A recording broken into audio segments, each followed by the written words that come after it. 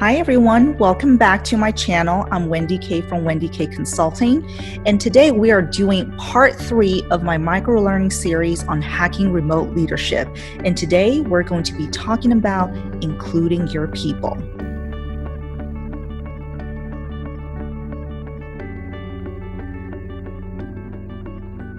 So just as a quick recap, last video we talked about being an authentic leader when trying to move your team to a remote work from home basis.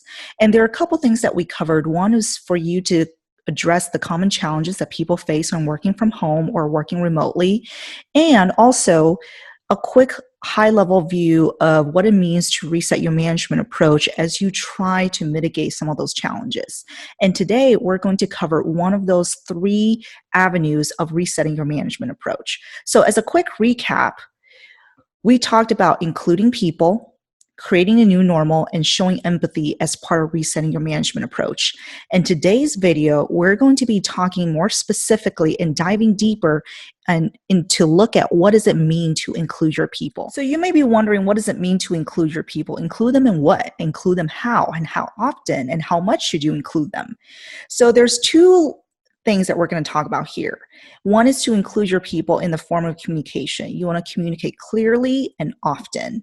And also, you want to be building expectations together with your team. When you're working from home and you're not seeing each other face to face every day anymore, the expectations for performance, expectations of how you want work to be done is going to have to shift. So it's best if you work on those together with your employees so they also have a say on what those expectations look like.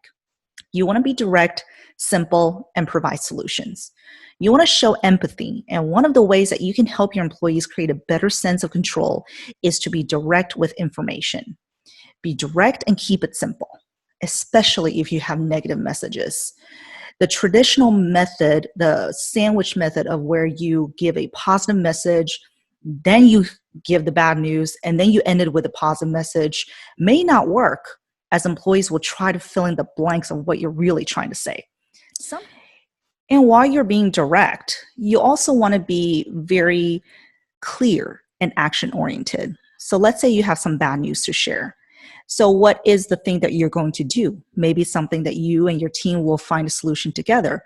Whatever it is, it's like the old saying, right? Don't bring up a problem unless you have a solution to share. And then you also want to be thinking about sharing what you do know and what you don't know. Remember, if you're used to seeing your team face-to-face, the initial loss of in-person interaction can greatly impact how information is shared on a day-to-day basis. So you have to oftentimes over-communicate, and you have to communicate often. It's not just about sharing what you know. Unless, of course, we're talking about confidential information, then, of course, you need to be using your discretion. But share as much as you know, and as much as you can, and also share what you are doing. If you yourself are struggling with the remote work, if you are having issues juggling life with taking care of children or setting up a home office space in your home, share your process with your team. Let them know the human side of you. This level of transparency and vulnerability creates the sense for your team that they can also share those challenges with you. And then you want to address and respond to their questions and concerns quickly, especially when there's that initial abrupt transition to work from home, or if you're shifting gears and you're moving this to a more long-term basis. People are going to have questions, people may have concerns or some anxiety over decisions. You want to be available to answer those questions as soon as you can. Many people have said that one of the quickest ways to build trust is to create accessibility and transparency. When you can be more accessible and transparent, you're not only clear when you need to be, but also when employees want you to be. The other aspect of including your people in setting up remote work structure is that you have to build those expectations together. So when you are face-to-face, it could seem very natural. You may bump into each other throughout the day, and there will be discussions on how work is going. And that's how you get these small updates along the way. But when you don't see your team, it can feel all of a sudden very isolating, even for you as a leader. So what should you be doing? Should you really be checking up on your employees multiple times a day or multiple times a week just to feel some assurance that the project is moving forward? Or do you just need to trust that your team is working? And not only do you need to be trusting your team, but you also need to define some goals and talk about how you want work to get done. And what the good thing with goals is that this may be a really good time to get the entire team updated and refreshed on what the overall high level objectives and goals are for not just the team, but maybe for the department and even for the company.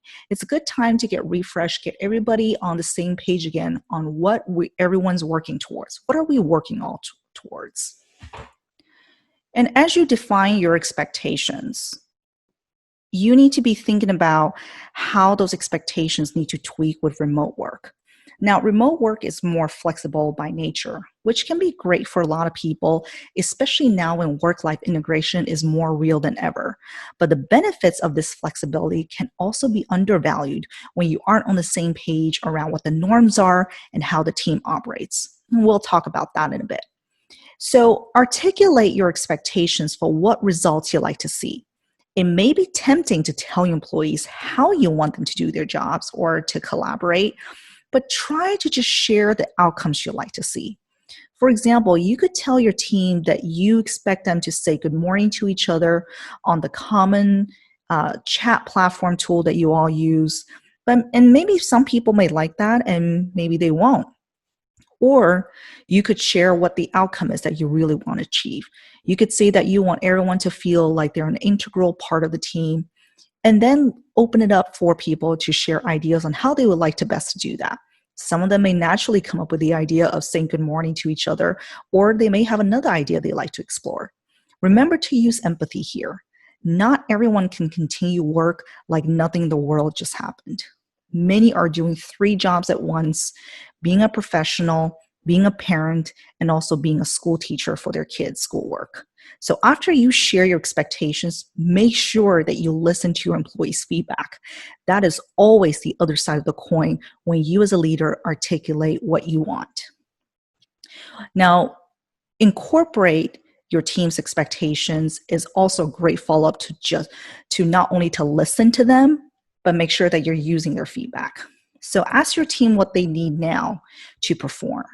Do they need maybe initially a couple days off to get themselves sorted? You as a leader may need to consider if that's something that you should be letting your employees take advantage of. Do they have the right equipment? Part of what makes remote work effective is that people can clearly define their routines and that they have a space and they have the right tools to get their job done. So think about whether they have everything they need to get their work done, and not just about whether they can still continue with the same productivity. You need to be having empathy that the world is now upside down for a lot of folks. And also, what do they want or need from you? This is a time when a lot of people are going to be needing support from their leaders, and some of them may be afraid to ask. They may be afraid to ask because they don't really know what to ask, or they feel maybe embarrassed or shameful that they have to ask. So you need to open that conversation too. You need to make it safe, and you need to make people feel comfortable to come to you for their needs. And making sure that they have space to talk about how they want to collaborate and communicate and connect with each other as people. All right.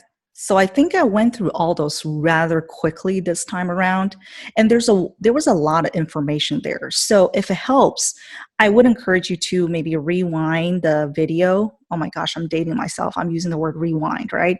Skip back to the parts of the video to rewatch certain steps and try some of things out. Let me know how they work out for you, or if there's something else that you've been doing that's been helpful.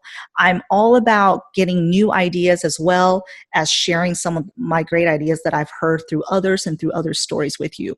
So drop me a comment, ask me questions, and if you would like some one-on-one coaching or some consulting or just other ideas of how we can partner or work together, make sure you email me, and you could also contact me through my website. Remember to share this video if you found it to be helpful, and spread it to others who may find it helpful as well.